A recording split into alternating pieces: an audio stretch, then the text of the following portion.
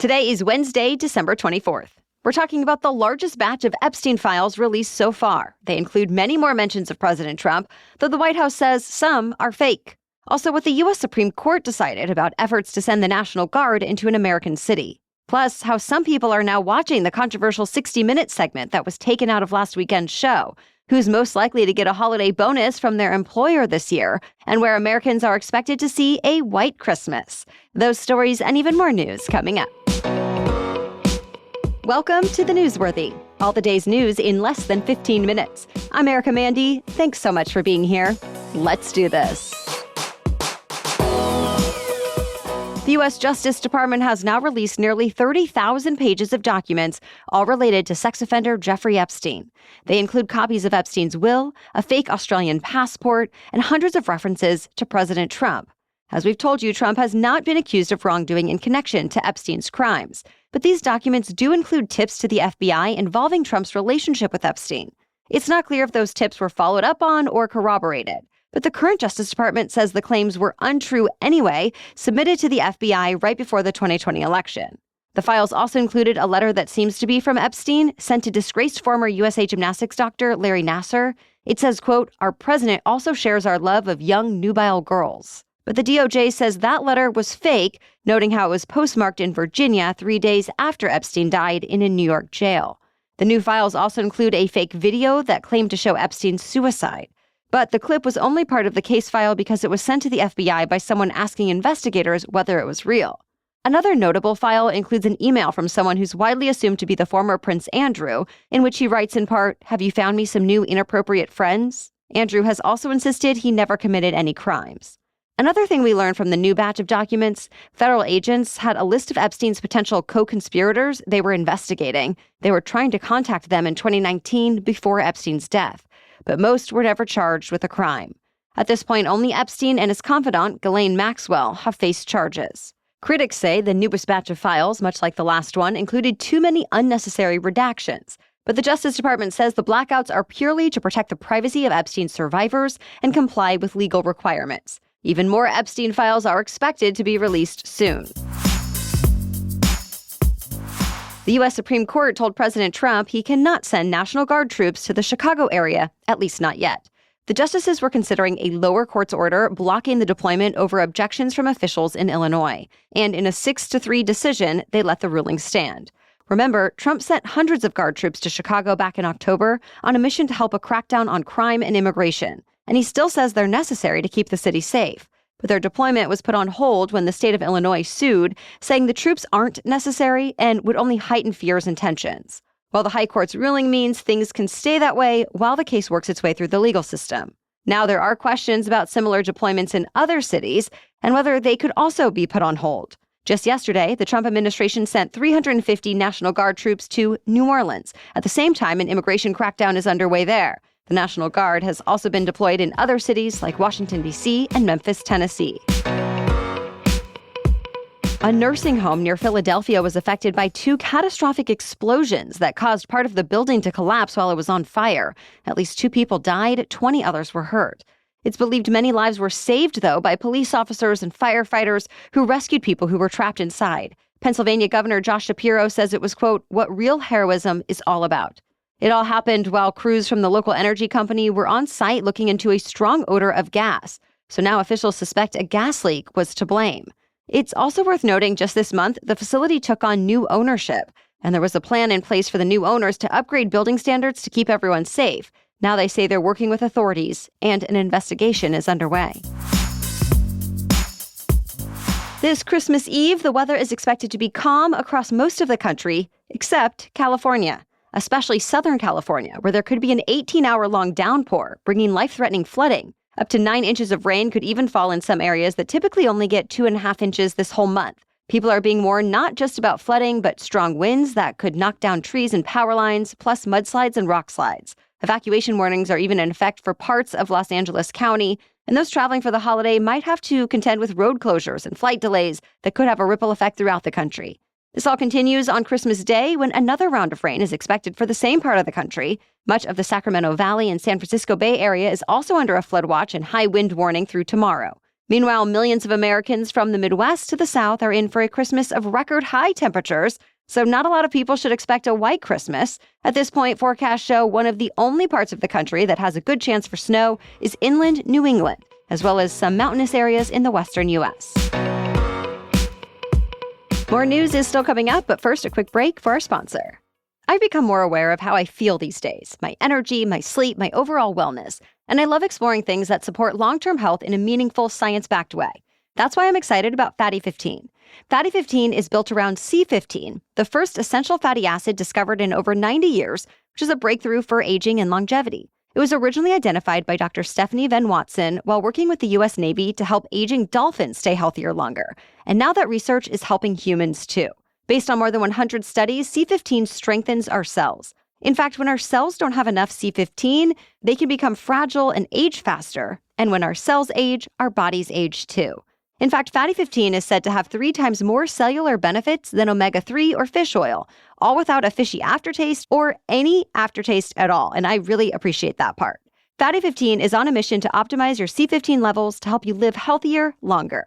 You can get an additional 15% off their 90-day subscription starter kit by going to fatty15.com/newsworthy and using the code newsworthy at checkout. Now back to the news. As we've mentioned, today is Christmas Eve and tomorrow is Christmas. Millions of Christians around the world will be celebrating with traditions like gift giving, baking, decorating, and gathering with family. It also means running errands today and tomorrow might not be as easy as usual because many businesses are giving their workers time off for the holidays. Today on Christmas Eve, most grocery stores are still open, but with limited hours. Then tomorrow, most will be closed. But if you still need something on Christmas Day, Walgreens will be open and some CVS, 7-Eleven, and Albertsons stores will have modified hours. If you want to buy to eat on Christmas Day, most national restaurant chains are closed, but certain locations of Starbucks, McDonald's, Wendy's, IHOP, Red Lobster, Waffle House, and a few others will be open at least for a few hours. As always, many Chinese food restaurants are open on Christmas Day as well. And so are movie theaters if you're looking for something to do. Then on Saturday, expect all the crowds to return as the after-Christmas sales begin. The average price of gas has dropped to its lowest level in 4 years, just in time for millions of Americans to set out on holiday road trips. As of this morning, the nationwide average is about $2.86 for a gallon of unleaded. That's down 7% from last month and down 43% from the peak in 2022. It comes as good news to the 110 million Americans expected to travel more than 50 miles from home this holiday week, mostly by driving. But air travelers aren't getting the same kind of luck. Airfare is costing about 7% more this year than last. It doesn't seem to be keeping people from flying, though. Major airports in New York, New Jersey, Chicago, and Dallas-Fort Worth are all expecting more passengers this holiday season as compared to last year. The American economy seems to be growing faster than expected. When the Wall Street Journal surveyed experts, they projected the GDP would increase by about 3.2%. Instead, it grew 4.3%, at least according to government data released yesterday, and that's the fastest growth rate in 2 years. Most of the credit goes to exports and the wealthiest Americans and businesses who keep spending. Lower and middle-income Americans, though, have been more cautious. In fact, a second report that came out this week showed consumer confidence fell for the 5th month in a row, with Americans citing things like inflation, tariffs, and politics for their negative outlook. You know how yesterday we told you about the controversy over a segment that was blocked from airing on 60 Minutes as scheduled? It's the one about a notorious Salvadoran prison where the Trump administration has sent some migrants accused of being linked to gangs. Well, people are now watching a bootlegged version, as it was originally put together, that has surfaced online. It's made the rounds because at the time the segment was pulled, CBS had already sent a version of Sunday's episode to the Global TV network that airs 60 Minutes in Canada. And even though Global TV ran the updated version of the show, not including that story, it briefly posted the original one on its streaming app with the controversial story included. It was taken down quickly, but copies had already been downloaded and widely shared on social media. CBS's parent company, Paramount, has now sent cease and desist notices to platforms like YouTube, citing copyright infringement. But now it's not clear what CBS News is going to do next. Remember, the reason the network's editor-in-chief put the story on hold was she said it needed more of the Trump administration's perspective before it would be ready to air. Well, now the Trump administration has responded to say that instead of spending time reporting on the Salvadoran prison, 60 Minutes should amplify the stories of people who have lost loved ones to violence committed by undocumented immigrants. Meanwhile, the correspondent behind the piece still says it should air for the full 60 Minutes audience as is, and she's accused her boss of only pulling it for political reasons. Of course, now that the original has been circulating online, any changes that get made at this point are likely to be highly scrutinized. To be continued. A beloved Christmas tradition is turning 70 years old today. We're talking about NORAD's Santa Tracker. NORAD, which stands for North American Aerospace Defense Command, is usually in charge of detecting attacks by aircraft, missiles, and spacecraft. But every Christmas Eve, it keeps tabs on Santa, too, as he makes his way around the globe to deliver presents. Typically, Santa's journey begins this morning, starting at around 6 a.m. Eastern, when children on the other side of the world start getting gifts. He stops by the South Pacific and New Zealand, followed by Australia, Asia, Africa, Western Europe, and finally the Americas. Last year, the call center received about 380,000 calls from people asking where Santa was, and NORAD's website saw about 32 million visitors. This year, those numbers could multiply since NORAD now has a virtual translation service so you can understand where Santa is in more than 200 languages. If you want to check on Santa's progress yourself, just call 1-877-HI-NORAD, or we've posted a link to the online tracker in today's episode notes on our website. Well, that's it for the main news today, so now it's time for Work Wednesday, when we break down one interesting career or work-related news story every Wednesday. It seems fewer workers will be getting holiday bonuses this year. Bonuses have actually been shrinking, both in size and frequency, since 2021. And earlier this month, the private payroll software company, ADP, confirmed that trend continues. It analyzed payroll data from 12 million workers at employers with 50 or more people. It found that last December, fewer than 40% of employees received a bonus payment. And those who did get bonuses were typically the most senior and highest-earning employees. That's expected to happen again this year, too.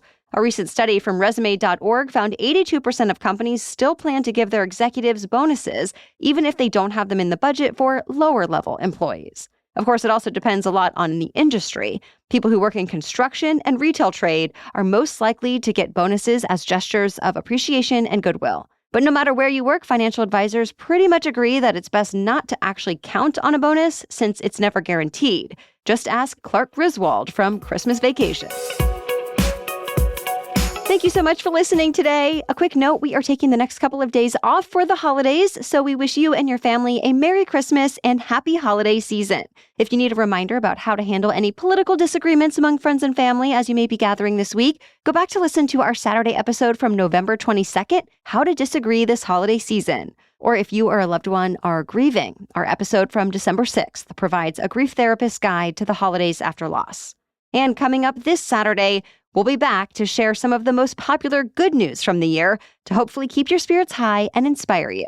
Then we'll have another news roundup on Monday next week to catch you up on all the news you may have missed. And please don't be shy about telling your friends and family about the Newsworthy podcast while you're gathering this week. It can be a great conversation starter about how you get your news and why. We so appreciate you helping us spread the word and grow this community of listeners so we can keep you informed on a daily basis in the new year. Thank you, as always, for being here, for listening, and for sharing the show. And thank you to those of you who are insiders. We appreciate you all. Again, join us this Saturday for some good news, and again next Monday for the latest happenings. Until then, happy holidays.